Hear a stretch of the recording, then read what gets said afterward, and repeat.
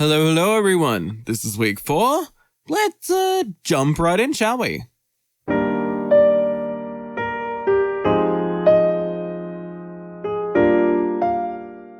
So, how is everyone?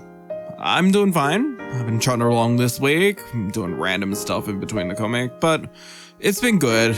I've been tired, but it's been good. This week I'm going to talk about my previous experiences with comics. As I touched on in week 2, my history with reading comics is pretty minimal. Not to say though that my experience with making them isn't small. I spent a lot of my early years of drawing planning comics to draw that either only got a sketch or just never really got up to paneling. No, at this point though I was like 14. So I was mainly a traditional artist, and by that I mean I used to carry this book around with me to every class that I would draw in. I got in so much trouble for doing that. But most of those comics were either like weird, edgy-ish stories that made no sense when I look back on them now, or they were meant to be these sort of, those cool, here's my experience playing a video game comics that you'd see on DeviantArt, like of Minecraft, the Terraria, or of the Nuzlocke challenge in Pokemon.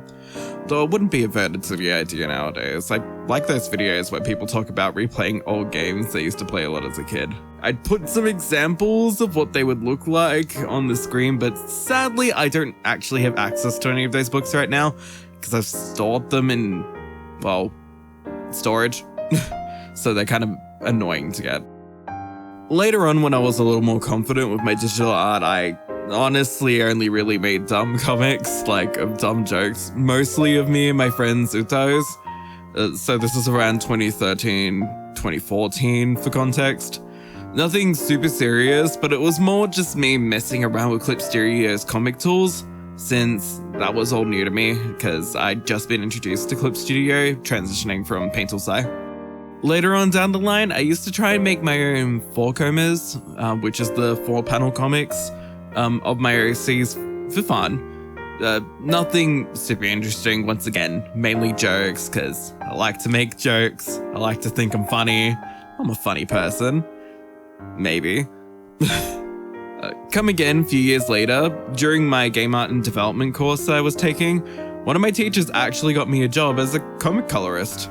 It was for one of his old friends, I think, who were making an indie comic and they needed a colorist at the time, and he recommended me because he said something like, I like the way that you shade and color because it actually makes things look 3-dimensional. So, haha, little bit of a big head from that. So I handed in my portfolio with some of my coloring works and I ended up getting the job. It was originally sort of a 1 month on, 1 month off sort of gig, because 1 month the writer and the artist would be planning the issue and drawing the lines for it all, and then the next month would be me coloring pages for them, which averaged about 20 pages per issue. The later on the issues got, the more pages they ended up having each issue, which is fine. When I was coloring and tasked with it, it was mainly just me, the color treatment document, which is this document that has information on the panels and if there was anything specific needed for those panels, and the previous issues of the comic to refer back to. I was with them for about 6 comic issues. Technically, I am actually still with them, but the comic's been on hiatus for about a year now, so I'm not entirely sure. I'm not entirely sure why myself, but they'll contact me when they need me again.